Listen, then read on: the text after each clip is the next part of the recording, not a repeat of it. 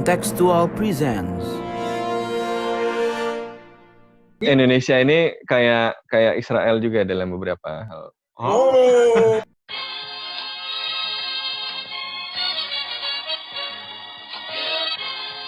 Sondern wir stapeln uns unseren Staat! Mr. Gorbachev, open this gate.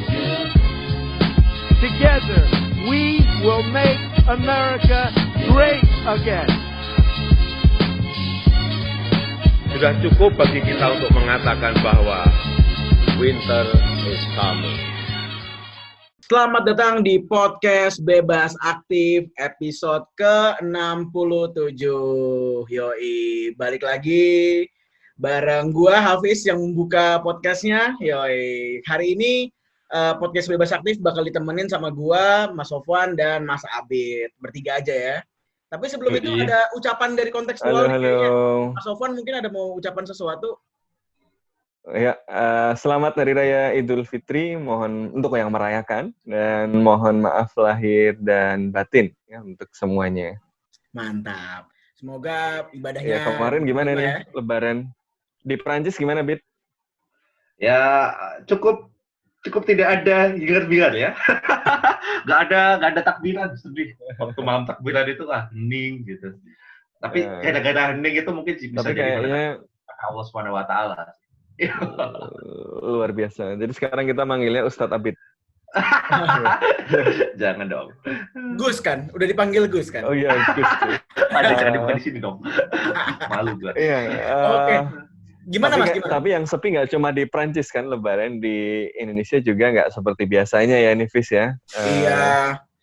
Karena lagi pandemi, ya, kebiasaan yang kita lakukan kalau Lebaran biasanya takbiran, terus juga maaf-maafan, keliling berkunjung dari rumah ke rumah juga terpaksa kita tahan dulu ini. Betul. Jadi emang ada budaya menarik di Indonesia. Nggak tahu nih di negara lain ada nggak? Di Malaysia mungkin ada ya, tapi di Arab atau di mana mungkin gue nggak spesifik menemukan ada budaya halal bihalal gitu, saling maafkan. Betul. Setelah Ramadan ya. Kalau ada, setahu gue malah sebelum Ramadan itu ada yang agak begitu juga gitu, biar masuk Ramadan dengan bersih. Tapi yang pas Lebaran saling maafkan, berkunjung dari rumah ke rumah. Kalau berkunjungnya mungkin ada, tapi yang tradisinya salam-salaman maaf-maafan kayaknya nggak tahu apakah ini universal atau cuma di Indonesia aja. Kalau ada yang itu tahu awalnya itu Mas, bisa share ya. Dari Indonesia tuh, karena kalau nggak salah waktu itu Soekarno sama menteri dari NU yang waktu itu masih berupa partai, Kiai Haji Saifuddin Jukri kalau nggak salah, yang punya ide untuk maaf-maafan itu. Karena waktu itu kalau nggak salah ada peristiwa politik besar yang membuat bangsa itu jadi lumayan tensi gitu, terus dia mikir ini enaknya tradisi apa yang perlu kita bikin sekarang gitu, ngobrol sama mantan menteri agama tersebut, terus bilang gimana kalau tradisinya adalah maaf-maafan aja, minal aidin wal faizin, mohon maaf dan batin. Akhirnya sampai kejadian sekarang, dan itu menjadi khas banget. Teman-teman gue di sini, teman-teman Maroko, teman-teman Tunisia kemarin kan gue juga selamat Idul Fitri ya, mohon maaf dan batin. Mereka juga bingung juga gitu, ngapain lo minta maaf? Minta maaf harus sekarang. Ya udah. Ya kan, ini kan very Indonesian. Tapi soal asal-usulnya mungkin ada banyak versi. Ada yang bilang juga tahun 20-an, 30-an. Ada yang bilang lebih lama lagi dari itu. Tapi anyway, kayaknya menarik juga nih kalau tradisi minta maaf orang per orang, dari keluarga ke keluarga, itu kita lakuin pas Lebaran. Mungkin menarik juga kalau sekarang kita ngomongin maaf-maafan antar negara. Wih, di level internasional nih ya. Kemarin kalau Abid ngomongnya apology and diplomacy. Gitu. Penasaran pendengar, penasaran? Langsung aja, tetap di podcast Bebas Aktif. Mr. Gorbachev, open this gate. Together, we will make America great again. Oke, kita masuk ke segmen pertama. Sebelum itu, biasa pesan-pesan sponsor. Jangan lupa untuk follow Kontekstual di Instagram dan Twitter @kontekstualcom. Oh, di Facebook juga @kontekstualcom. Jangan lupa buat follow Spotify kita, Podcast Bebas Aktif. Sekarang udah 8.500 followers. Yeay. Oh, Terus, mantap. Udah bisa Terus juga diuangin jangan belum? lupa Dimonetisasi belum itu? apa? Udah bisa dimonetisasi belum itu? Wah, kalau Spotify kayaknya sulit, Mas. Ya, kita memang ikhlas, Fes ya. Ikhlas dalam berikhtiar. Mencerdaskan bangsa. Jangan lupa juga buat subscribe YouTube kita, Kontekstual Media. Dan jangan lupa baca artikel di www.kontekstual.com. Iya, mungkin Pak Mardigu juga kalau bisa mau sponsor di kita juga boleh gitu. Bukan Boleh. Ini ada Hafiz ya. Semoga Bosman. sehat-sehat terus Pak Mardigu. Pak Bosman. Ya. Pak Bosman. Kok Bosman Iya. ya? Kenapa nggak Bos Woman gitu? Atau Bos Dem? Waduh, no comment. Gender netral. Ini mau bikin ribut lagi. Mau udah capek bis bikin ribet bis. Iya. Sengaja karena Hafiz mau intro maaf-maafan. Maaf ya, Pak, gitu kan kira-kira gitu. Yes. Nah, jadi bagaimana klarifikasi. seorang itu bagaimana kalau dalam kehidupan sehari-hari kan kita kalau berinteraksi memang banyak salah, kemudian kadang-kadang ada yang salahnya disengaja, ada yang nggak disengaja gitu. Jadi minta maaf ini kan hal yang biasa kita lakuin gitu ya. Tapi minta maaf dan memaafkan ini sendiri adalah hal yang kadang-kadang kompleks gitu ya. Ada yang cara minta maafnya itu direct, aku minta maaf ya gitu. Tapi ada juga yang cara minta maafnya indirect, tiba-tiba beliin makanan, ya kan? Tiba-tiba beliin kaset, nggak ngomong minta maaf gitu. Ini sundere gitu kalau kata wibu-wibu kan. Waduh. Gitu. Terus, tapi Mas jadi penasaran. Tadi kan di awal kita ngomongin soal maaf di tingkat negara ya. Tapi emang negara bisa salahnya tuh kayak gimana aja sih? Maksudnya kenapa negara sampai harus minta maaf gitu? Mungkin sama negara lain atau sama kelompok. Nah itu juga. Ya pada dasarnya negara itu kan ya kumpulan manusia gitu kan.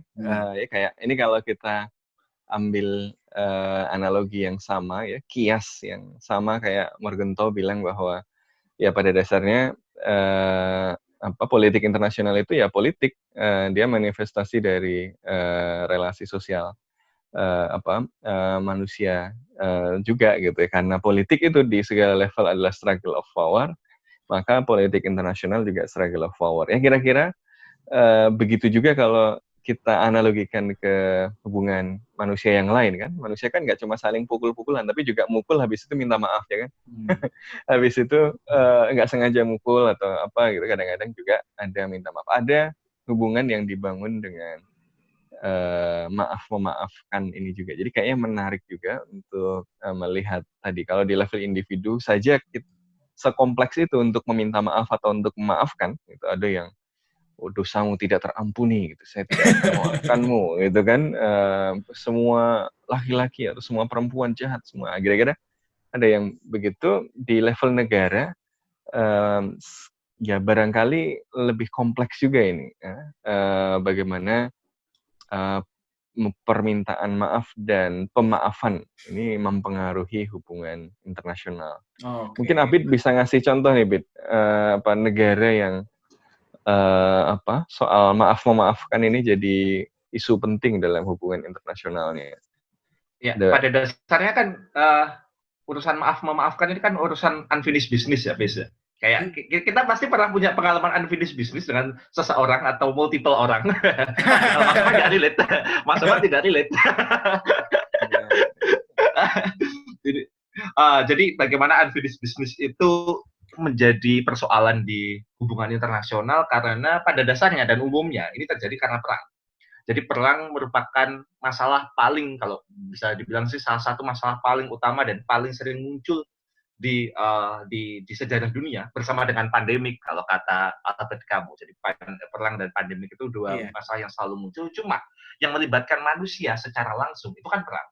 Dan perang yang mengerikan adalah dunia pasca perang. Dunia pasca perang itu biasanya itu menjadi awal dari rekonstruksi tatanan dunia yang baru, relasi antar negara yang baru, yang kemudian membutuhkan sebuah rekonsiliasi kadang-kadang, atau bahkan bukan rekonsiliasi tetapi just let it go. Tetapi yang menjadi masalah adalah ketika negara yang melakukan perang, yang melakukan invasi, terus kemudian yang melakukan invasi itu kalah, itu biasanya itu memiliki original sin, memiliki dosa berupa ya kejahatan yang dia lakukan, si atrocities gitu. Ada buku yang menarik dari Jennifer Lin, namanya judul bukunya adalah Sorry States: Apology in International Politics. Itu salah satu buku yang menarik kalau mau dilihat itu. Tapi contoh yang paling kelihatan di dunia itu ada dua, yakni Jerman dan Jepang. Dan dua-duanya ini menampilkan contoh yang kontras gitu. Jerman kita tahu dia bikin perang 2 kali, cuy. Perang dunia itu 2 kali. Di dunia itu dibikin sama orang-orang Jerman gitu kan.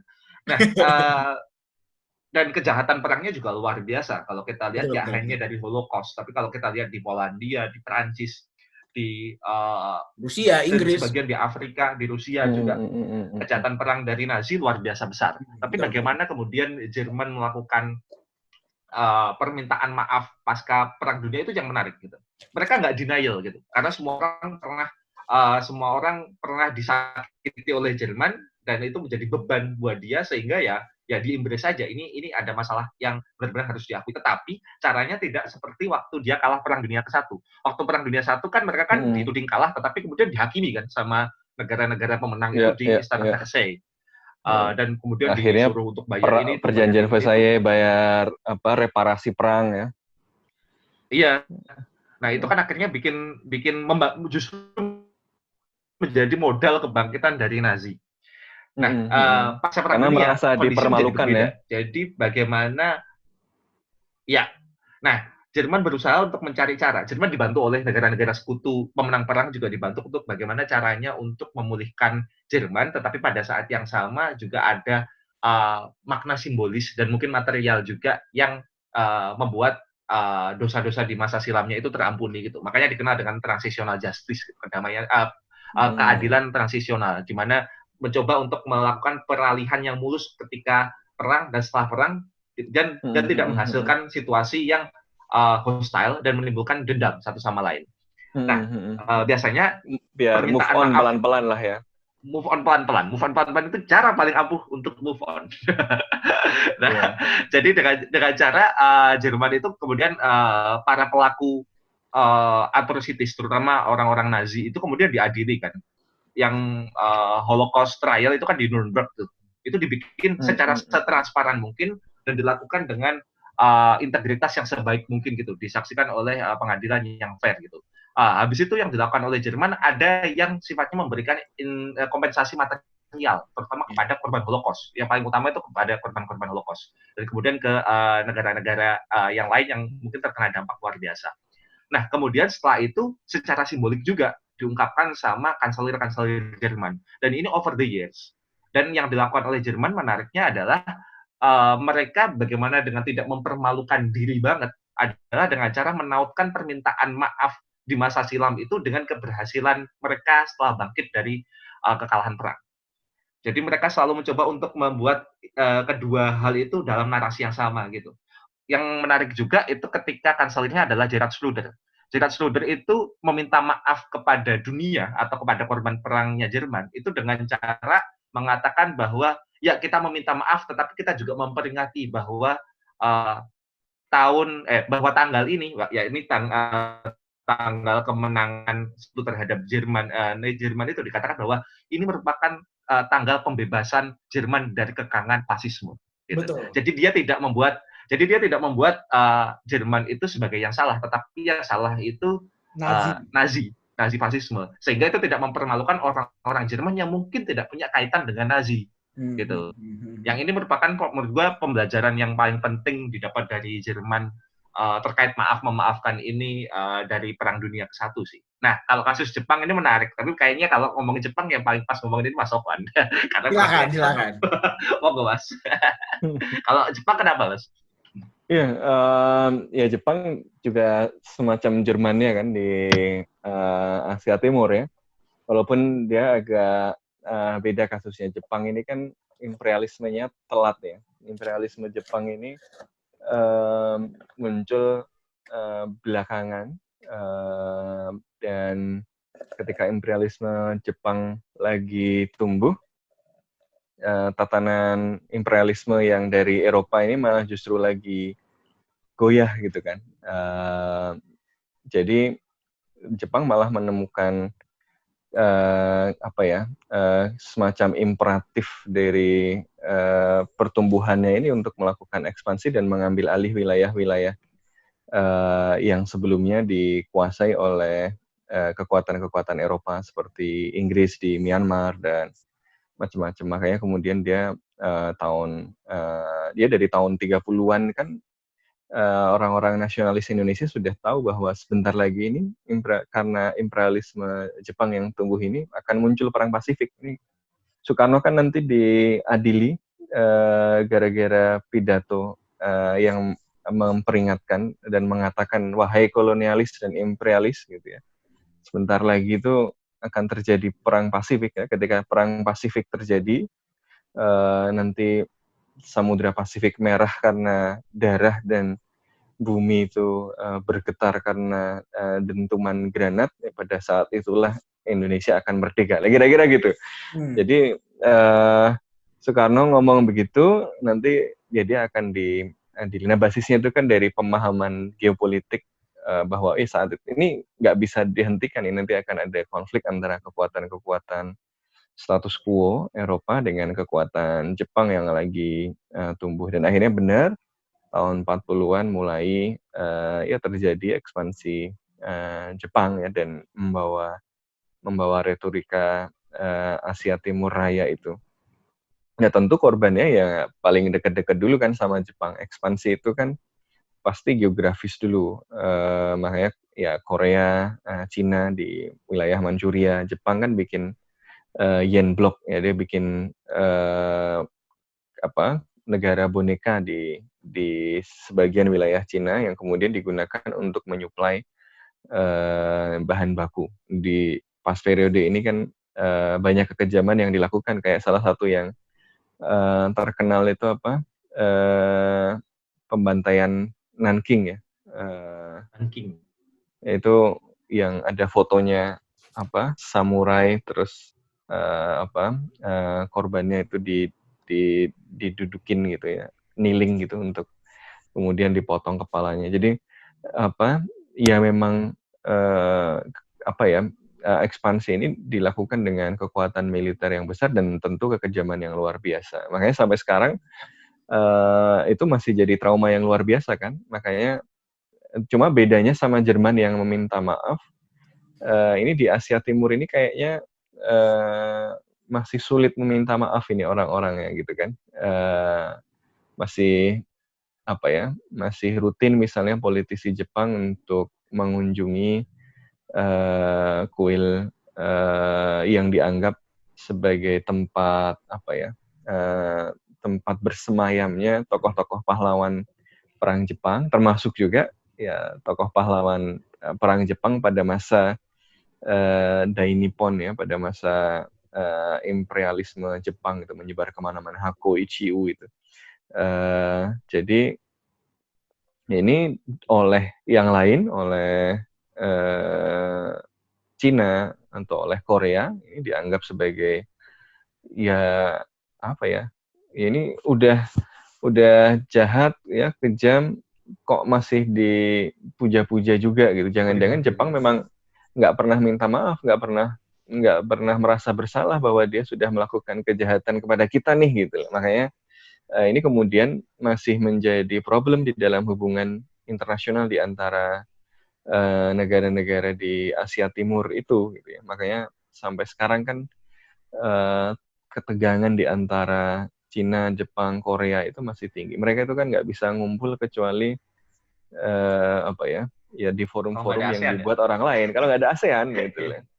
ASEAN ini kan orang-orang yang paling gampang move on gitu ya. Wih. Mas, kan? tapi Mas. Oh, enggak. Oh, enggak. Negaranya gampang, orang-orangnya enggak. Oh, enggak. Mau nanya gampang tapi juga. Kamboja sama Thailand masih ribut. Ini masih ada ribut-ribut itu. Mas, tapi aku jadi mau nanya nih, Mas Abid sama Mas Sofwan. Kan kalau misalnya tadi kita ngomongin permintaan maaf, kesannya sangat pasifis gitu, udah berani minta maaf dan segala macam. Tapi kan pasti nggak mungkin dong permintaan maaf ini tidak dilakukan tanpa hitung-hitungan politik di baliknya gitu. Betul. Kira-kira di balik permintaan maaf ini tuh apa sih yang bisa digain, baik itu secara empati atau secara material atau secara perspektif lah mungkin pandangan dari permintaan maaf yang dilakukan oleh mungkin either dia pernah melakukan kolonialisasi atau dia melakukan kejahatan perang. Apa sih yang bisa digain dari tadi sedikit nambahin Jepang juga ya. Tapi sebenarnya Jepang juga dalam beberapa aspek ada permintaan maafnya juga, termasuk program-program beasiswa yang kayak yang diberikan ke Indonesia. Kenapa ada jatahnya dan macam-macam, ini kan bagian dari permintaan maaf itu gitu. Walaupun ada hal-hal yang masih tabu untuk dibicarakan. Makanya ini permintaan maaf ini memang menjadi isu yang kompleks gitu ya. Ada aspek rasional instrumental di situ. Misalnya kalau ditanya kenapa sih negara meminta maaf, kenapa Jerman, Jepang atau meminta maaf, atau kenapa mereka tidak meminta maaf gitu ya. Kenapa meminta maaf tetapi meminta maafnya sampai ke misalnya 80%, tapi ada 20% yang mereka nggak mau minta maaf gitu ya. Nah, itu kan penjelasannya ada beragam. Ada aspek rasional instrumental misalnya, bahwa minta maaf itu adalah tindakan yang dilakukan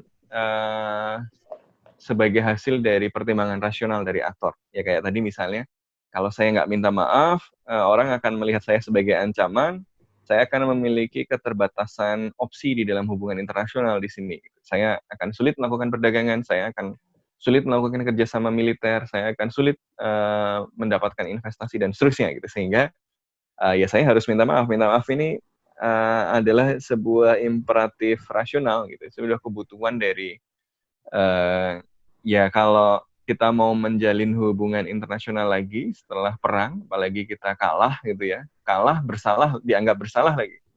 Ya daripada dikucilkan, kalau kita mau bangun ya kita harus minta maaf gitu ya. Jadi ada pertimbangan instrumental. Tapi aktor itu kan tidak bertindak sekedar dari pertimbangan rasional saja gitu. Ada aspek normatifnya kan, ada aspek ideasional. Kalau tadi logic of consequences, kalau nggak minta maaf dikucilkan, atau dengan meminta maaf dia berharap ada reciprocity berupa ya kerjasama yang lebih baik. Ada juga perilaku yang peminta maaf itu yang disebabkan ya karena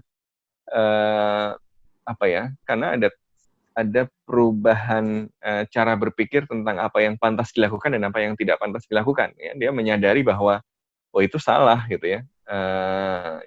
Yang dilakukannya kemarin salah, yang dilakukan oleh pemerintah sebelumnya itu salah, dan ya secara moral saya memiliki kewajiban untuk meminta maaf dan melakukan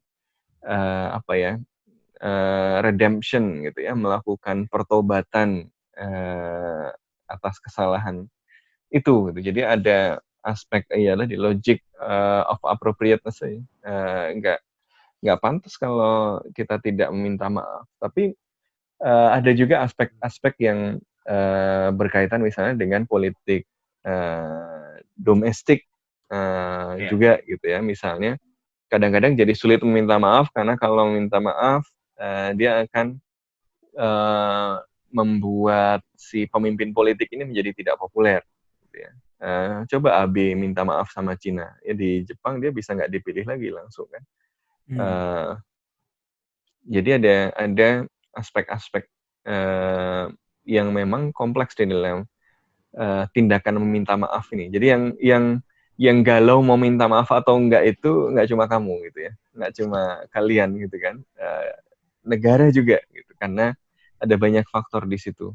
Padahal sudah jelas korbannya mati berapa, tapi dalam memutuskan meminta maaf saja itu sulit gitu ya. Belum lagi dan ya gimana Bet? Dan tambahan lagi menurut gue yang jadi penting untuk dilihat, dimensi yang penting untuk dilihat juga dalam urusan minta maaf ini, audiensnya nggak hanya luar negeri kayak yang dibilang Mas Sofwan tadi, tapi untuk memenuhi kepentingan domestik. Tetapi lebih dari itu sebenarnya permintaan maaf itu juga menjadi presiden bagi masa depan bangsa itu sih, dalam menentukan ide apa yang pantas dan nggak pantas itu. Kayak misalkan di Jerman itu antisemitisme itu menjadi sangat tabu karena permintaan maaf yang dilakukan oleh Jerman dan ditambah dengan usaha yang dilakukan oleh Jerman dalam membuat misalnya museum-museum mengenai kejahatan Nazi, kejahatan fasisme, Holocaust itu dibangun di mana-mana, dan itu untuk mengajari generasi setelahnya bahwa kita punya dark past loh, kita punya masa lalu yang kelam sehingga kita nggak boleh kayak gitu lagi. Nah, ketika permintaan maaf ini nggak selesai, kalau masih ada unfinished business, ini dampaknya juga ke negara tersebut. Contohnya kalau misalkan Jepang kan salah satu yang jadi titik kontroversinya kan Jugun Ianfu ya Mas ya, yang itu kan apa namanya perempuan-perempuan yang comfort dipakai women, untuk ya. seks gitu ya, comfort women. Nah, itu menjadi ketika tidak meminta maaf itu secara sepenuhnya sebagaimana yang dikehendaki oleh para korbannya, ini juga membuat ide-ide mengenai gender inequality kalau menurut Shannon Jones itu menjadi susah untuk didorong di Jepang juga. Jadi sebenarnya kalau ingin mendorong permintaan maaf dari suatu negara ke negara lain, salah satu yang perlu diajak ngobrol itu warga domestiknya gitu. Jadi misalkan mainstreaming gender equality di Jepang, menurut gua dampaknya juga akan nanti berefek pada kebijakan luar negerinya untuk mau meminta maaf kepada para korban Jugun Ianfu itu tadi.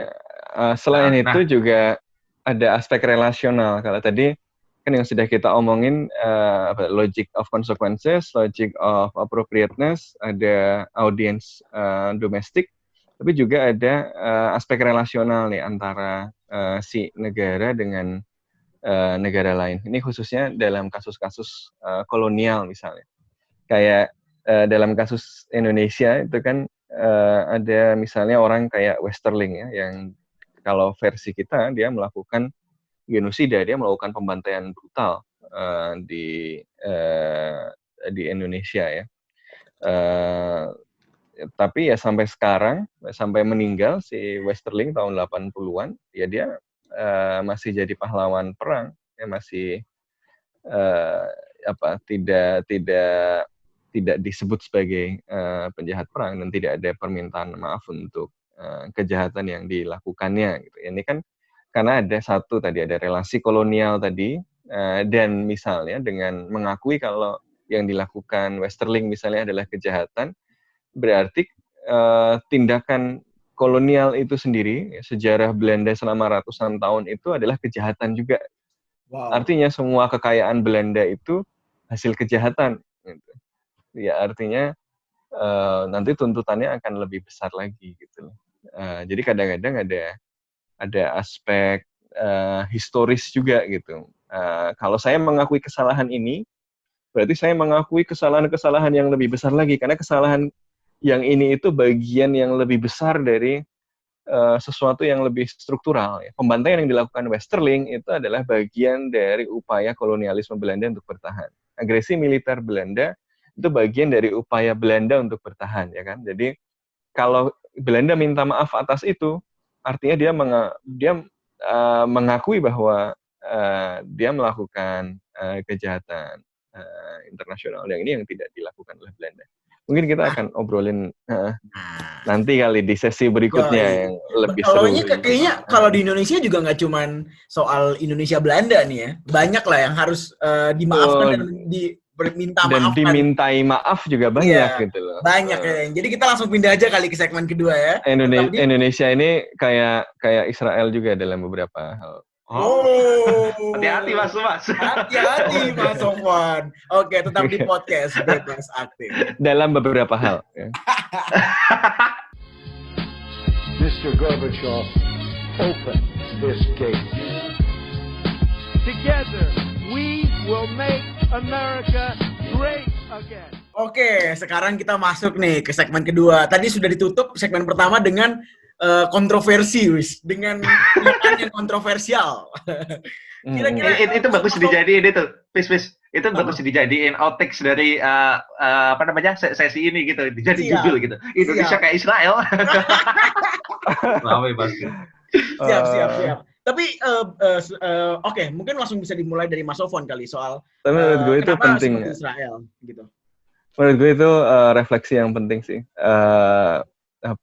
Revolusi nasional kita ini kan didorong oleh semangat pembebasan dari penjajahan gitu ya. Makanya di konstitusi kita itu kan dibuka dengan penentangan terhadap penjajahan ya, karena penjajahan di atas dunia harus dihapuskan gitu.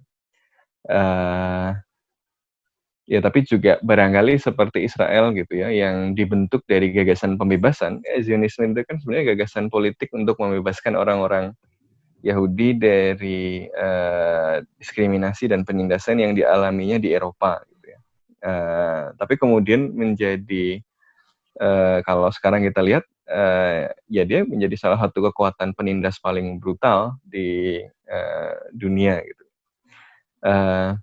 Jangan-jangan, ini barangkali penting untuk kita berrefleksi. Jangan-jangan kita dulu korban kolonialisme dan kita merasakan pahitnya kolonialisme, tapi juga kemudian kita berperilaku sama dengan penjajah yang kita kutuk itu. Gitu ya.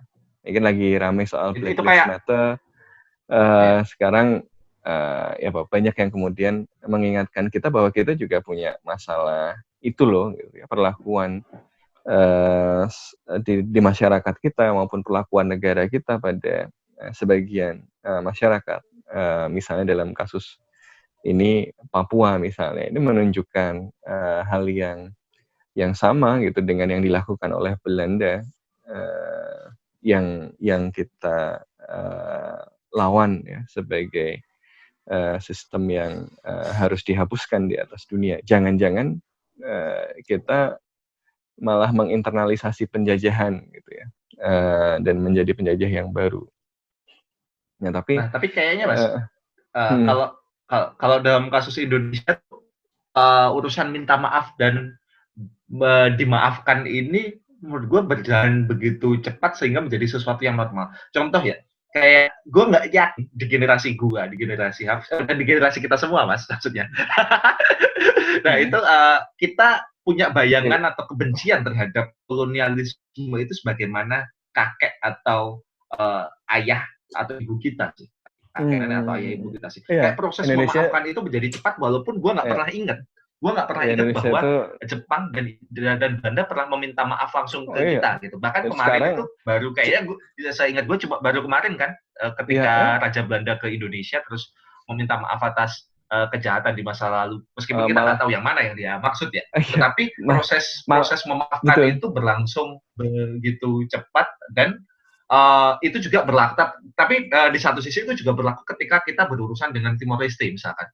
Gue nggak ingat bahwa sekarang ada kebencian dari orang Timor Leste ke Indonesia yang semendalam itu. Jadi proses memaafkan ini menurut gue berlangsung sangat cepat. Ini beda kalau kita melihat bagaimana Cina masih hostile-nya ke Jepang, Korea Selatan masih hostile ke Jepang, dan beberapa wilayah di negara Asia Timur juga kayaknya masih pada dongkol sama Jepang juga. Nah, menurut kalian semua kenapa kok Indonesia cepat sekali memaafkan dan dimaafkan dalam kasus Timor Leste? Siapa dulu? Mas Sofan dulu dah. Gue mulai dari yang Belanda dulu kali ya. Kalau menurut gue kenapa Indonesia cepat banget move on, karena ada kebutuhan pragmatis sih kalau menurut gue dulu. Yang penting kita merdeka dulu deh gitu. Jadi kita nggak mau ribet-ribet mempersoalkan banyak masalah gitu kan. Makanya banyak waktu itu ada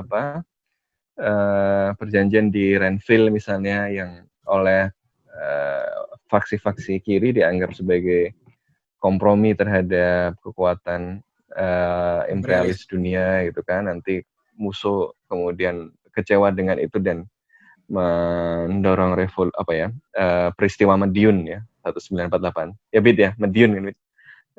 Tetangga gua tuh. Nah itu kalau mau ke Nganjuk kan lewat Madiun atau Madiun dulu atau Nganjuk dulu? Iya, Madiun dulu baru Nganjuk. Madiun dulu kan ya. Nah terus dari dari peristiwa itu kan menunjukkan bahwa memang proses revolusi kita yang sangat kompleks ini membuat ya kita tidak terlalu fokus pada upaya permintaan maaf dari Belanda tadi, bahwa pokoknya kasih aja merdeka sini gitu loh. Bahkan kita bersedia udah deh ya udah ada biaya perang yang kita tanggung gitu. Padahal itu kan salahnya Belanda, kenapa kita yang bayar gitu kan. Jadi ya pragmatis saja gitu. Yang penting sekarang merdeka.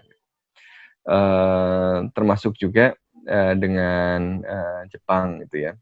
Karena kalau dengan Jepang ya karena proses kemerdekaannya juga sangat erat kaitannya dengan ada fasilitasi dari Jepang juga, kelompok-kelompok nasionalis kan kemudian sebagian bekerja sama dengan Jepang. Makanya Belanda kan menggunakan retorika bahwa Republik Indonesia itu bikinan Jepang, itu bonekanya fasis Jepang gitu ya, makanya tidak sah. Jadi tadi permintaan maaf Jerman di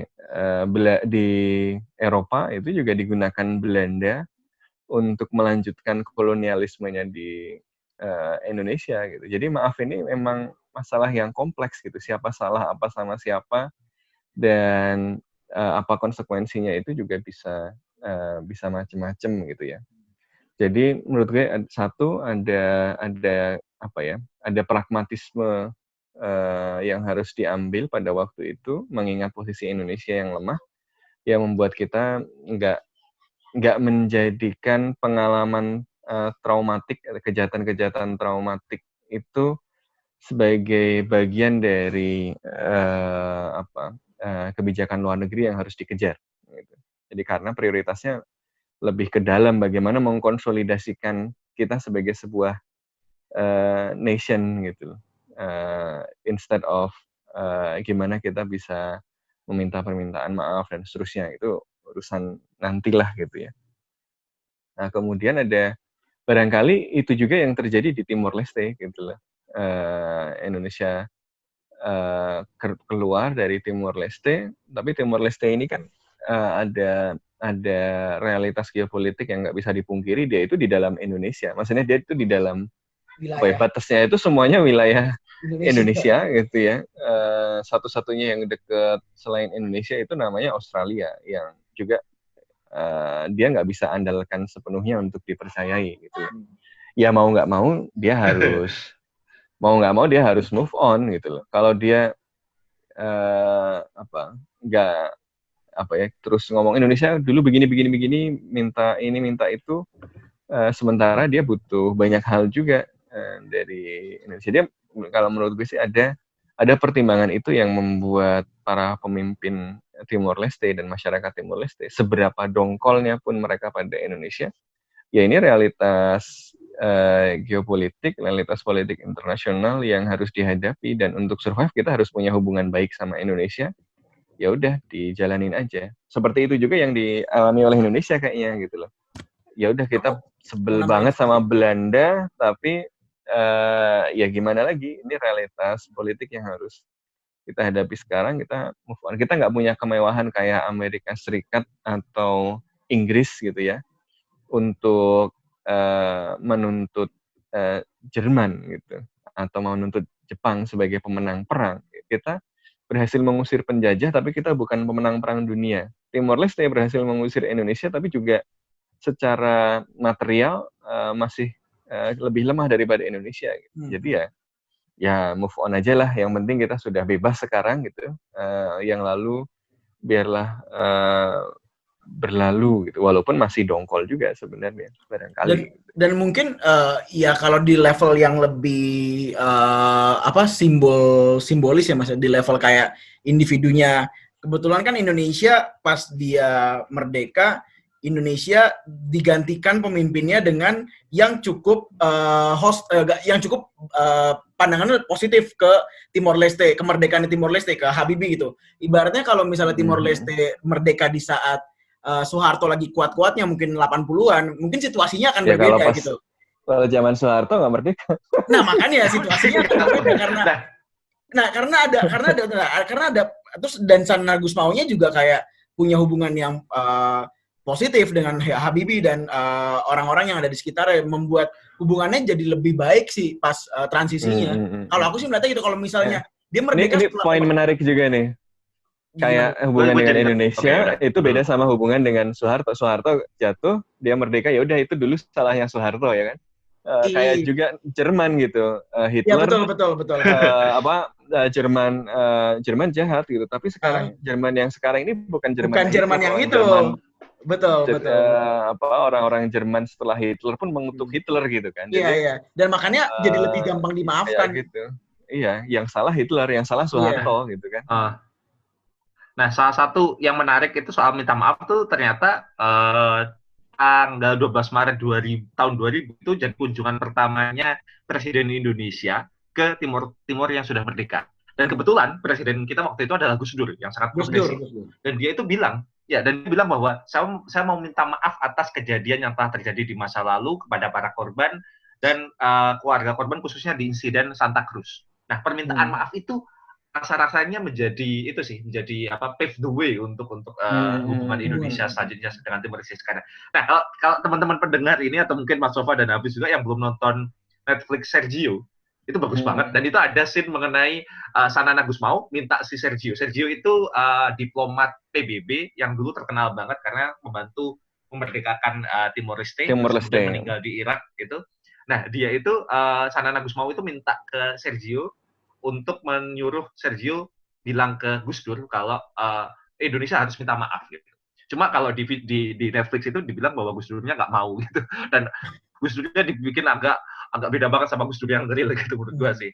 Nah, tapi pada akhirnya tanggal 12 Maret tahun 2000 Gus Dur datang ke Dili dan bahkan meminta maaf. Nah, rasa-rasanya ketika ada permintaan maaf secara eksplisit itu urusan-urusan selanjutnya itu jadi lebih gampang dan hati jauh lebih tenteram, ya nggak sih? Akhirnya bisa dapat jodoh. Gampang itu harus dimulai dengan minta maaf. Ya. Bisa dapat jodoh di Timor Leste kan? Jangan-jangan kebijakan Indonesia di Papua yang kurang permintaan maaf ya. Atau yang salah bukan Indonesianya, yang salah ya itulah pokoknya. Ya.